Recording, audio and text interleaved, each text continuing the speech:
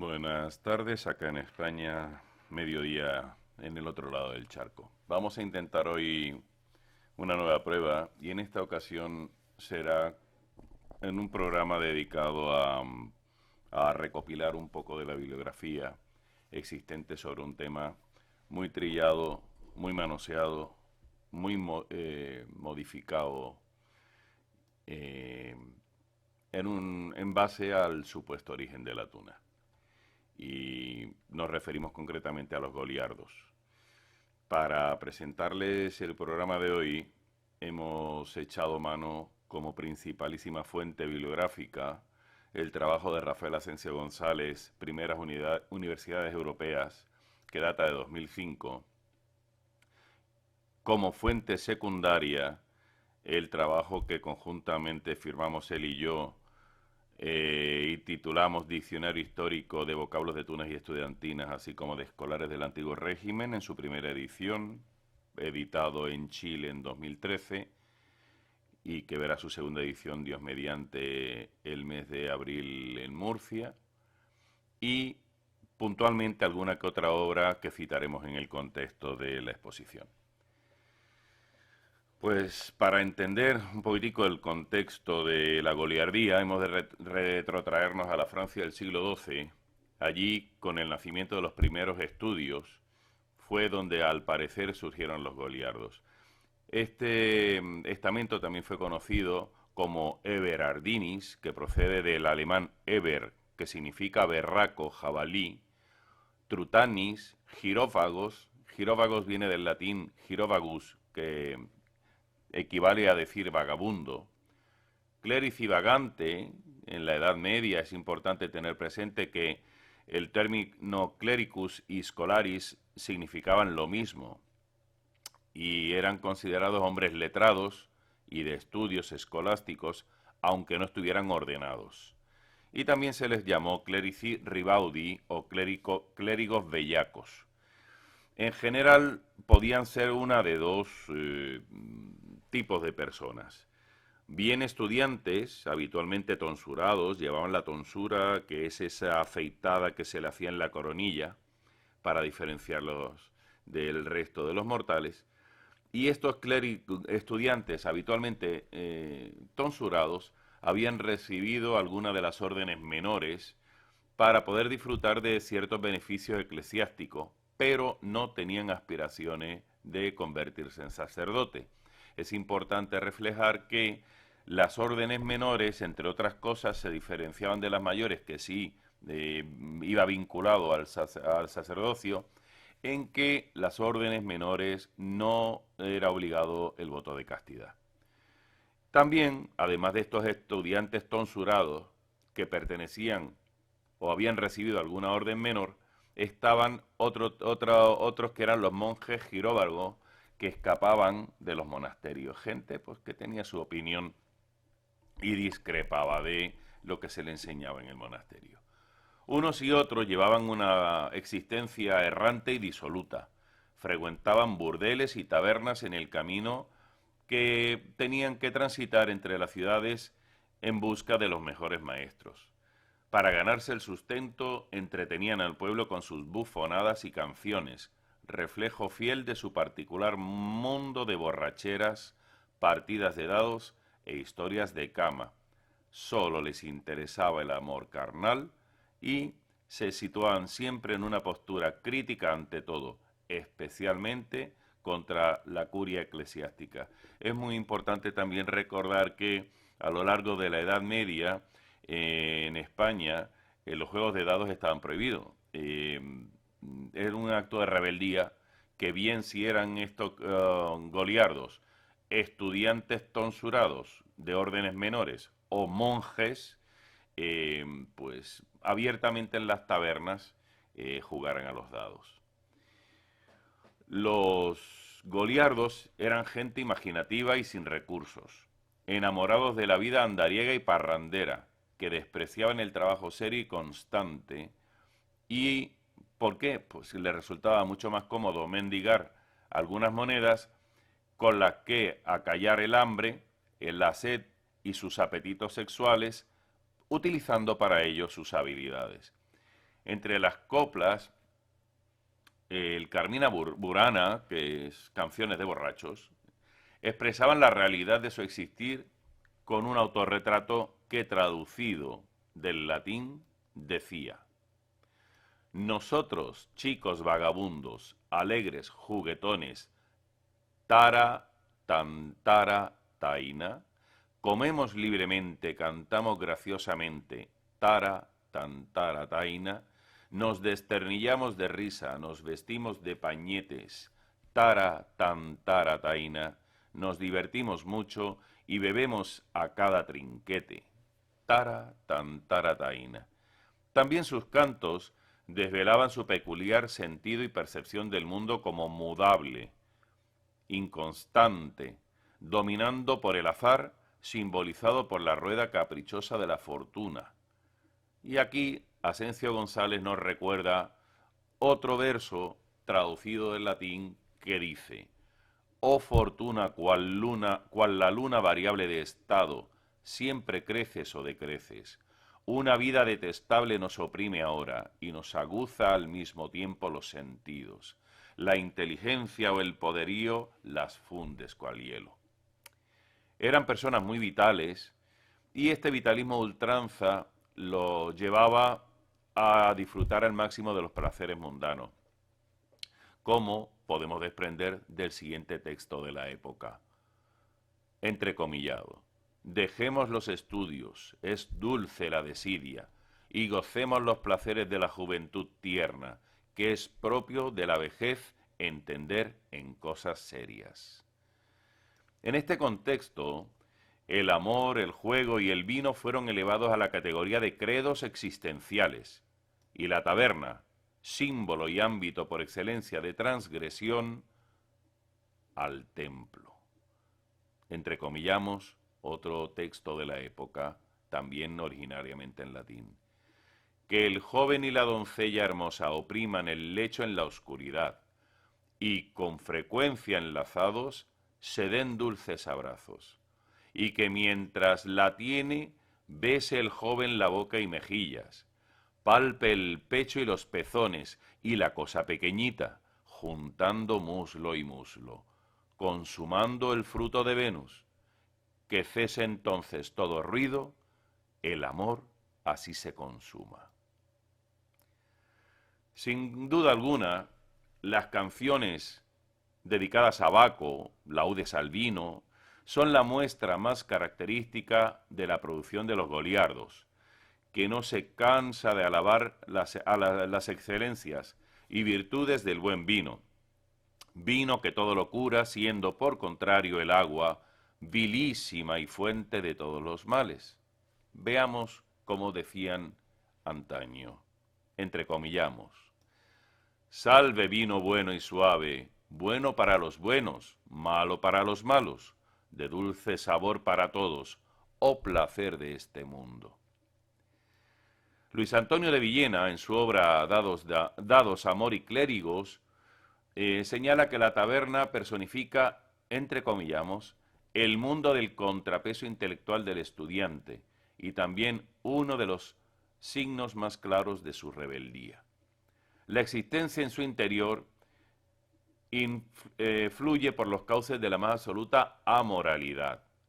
Alabar las bondades de esta vida total constituía en sí una sátira cruel y transgresora de la sociedad estamentada que anatematizaba estos modos o principios vitales. Entendamos por tal el juego, la bebida, la gula, el sexo, por el sexo.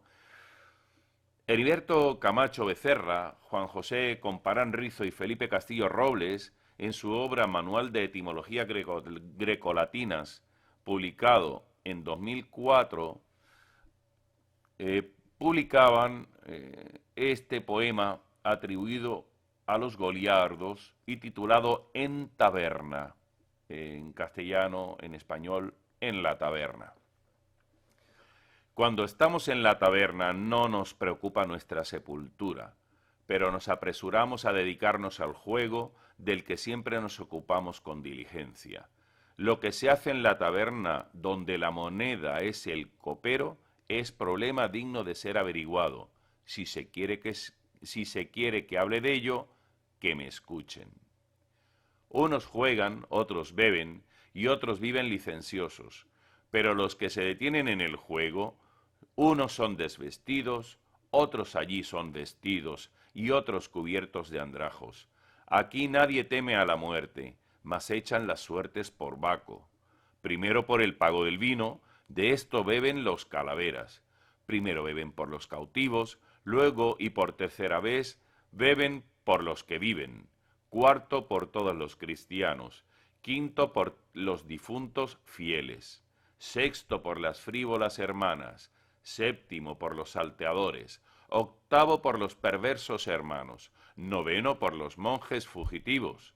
Décimo por los navegantes. Undécimo por los pendencieros. Duodécimo por los penitentes. Decimotercero por los caminantes. Ora por el Papa, ora por el Rey, beben todos fuera del orden. Bebe la señora, bebe el señor, bebe el soldado, bebe el clérigo, bebe aquel, bebe aquella, bebe el siervo, bebe la sierva, bebe el ágil, bebe el lerdo, bebe el blanco, bebe el negro, bebe el constante, bebe el vago, bebe el tosco, bebe el sabio. Beben el pobre y el enfermo, bebe el desterrado y el desconocido.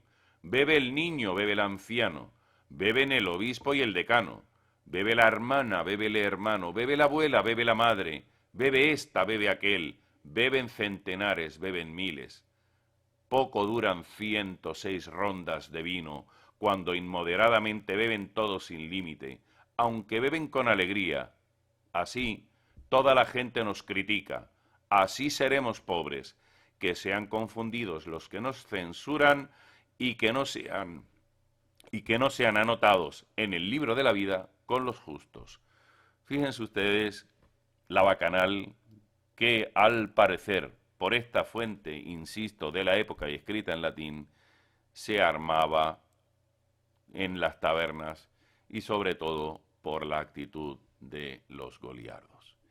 Sin embargo, Luis Antonio de Villena apunta que el ataque más característico de los goliardos es contra la jerarquía eclesiástica y el alto clero, a quienes estos monjes vagabundos y de órdenes menores hacen responsables de los males de la Iglesia. Y para ello citamos un verso de la época. El estado clerical yace abatido ante la mirada de los laicos. La esposa de Cristo se vuelve venal, de generosa general. Se venden los altares, se vende la Eucaristía, siendo así que la gracia que se vende no es tal.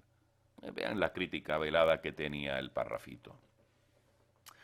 Este señor, don Luis Antonio de Villena, señala que los goliardos eran perfectamente católicos porque sus críticas nunca se dirigían contra la fe ni contra los dogmas religiosos. Aún así, la base libertaria que sustentaba el goliardismo nunca fue vista con buenos ojos por la Iglesia ni por el orden social establecido, que, si bien al principio no prestaron mucha atención al movimiento goliárdico, al extenderse este geográficamente y endurecer sus críticas, cambiaron su original indiferencia en una condena directa que tomaba como pretexto la vida licenciosa de los clérigos, el hecho que parodiaran a la liturgia y acaso que algunos introdujeran espectáculos o pantomimas en las iglesias. Así, cabe citar los siguientes acontecimientos represivos. En 1231, los concilios de Rouen y de Château-Gontier ordenaron que fueran castigados con la pérdida de sus privilegios eclesiásticos, rapándoseles el pelo para que desapareciera la tonsura, mandato que se repitió ese mismo año en otro concilio. El concilio de Sens, en 1239, ratificaba lo anterior. El concilio de Maguncia, en 1261, les prohibió darles alojamiento a los goliardos. En 1287, el sínodo de Lieja les prohibió ejercer ciertas profesiones tenidas por viles, entre ellas las de histrión, o, que significaba persona que divertía al pueblo con disfraces, y la de Goliardo. En 1291, el Concilio de Salzburgo los llamó miembros de la secta Vagorum Scholarium. En 1298, el Papa Bonifacio VIII mandó que los clérigos que no lleven con dignidad sus órdenes y hagan de juglares, goliardos o bufones, sean amonestados por ello, y si a la tercera advertencia no se corrigen, príveseles de todo privilegio eclesiástico. Parece ser que fue tarde, finales del siglo XIII, pero se empezaron a tomar medidas. Concilios posteriores, como el Sínodo de Colonia en 1300, les prohibió predicar indulgencias a cambio de limosna, continuaron tomando este tipo de medidas. Y según García Villoslada, en su obra La poesía rítmica de los goliardos medievales, entrecomillamos, se reprenden, las costumbres de los malos clérigos, vagabundos histriones, frecuentadores de tabernas y garitos, pero el nombre de goliardos va cayendo en el olvido. Y es que los antiguos escolares errantes, poetas y cantores, los típicos goliardos, habían desaparecido, al tropezar con sus dos grandes enemigos, la Iglesia y la nueva cultura. Opina en este sentido dicho autor que la poesía goliárdica agoniza en la segunda mitad del siglo XIII y puede darse en la centuria siguiente como definitivamente difunta. Solo algún estudiante universitario, algún clérigo jocoso o satírico escribirá de cuando en cuando para distraer sus socios o desahogar su bilis, versos de ritmo popular y poemillas de espíritu genuinamente goliardesco. El canto goliárdico, por grande que fuera su ritmo y melodía, no era ya el lenguaje de las personas doctas, ni menos el lenguaje del pueblo. Por eso, poco a poco, quedó reducido a una rutinaria conmemoración de estudiantes que, en determinadas ocasiones, compondrían burlescamente sátiras, parodias, cancioncillas frívolas o báquicas, y las entonarían alegremente, coreográficamente, al son de vihuelas y bandolinas, como una evocación de costumbres escolares ya periclitadas, o sea, ya desaparecidas. En esta vida apartada de los cánones socialmente aceptados como correcto, no tardaría de ser condenada sin paliativos por las leyes españolas. Y así tenemos el ejemplo recordado en 2005 por Asensio González, que en España se dictaron contra vagos y maleantes. Y condicionando, sin duda, para los autores del libro Quid Tunae, Coelho, Silva, Sousa y Tavares, que la golardía ya se había extinguido menos de un siglo después de la aparición de los estudios generales y las universidades. Esto es lo que hemos encontrado referente a la golardía con un sustrato documental que les aportamos para mayor conocimiento de lo que se esgrime como un pasado que por ahora solamente subyace en aquellos que todavía sustentan la mentalidad romántica del siglo XIX. Gracias por acompañarnos.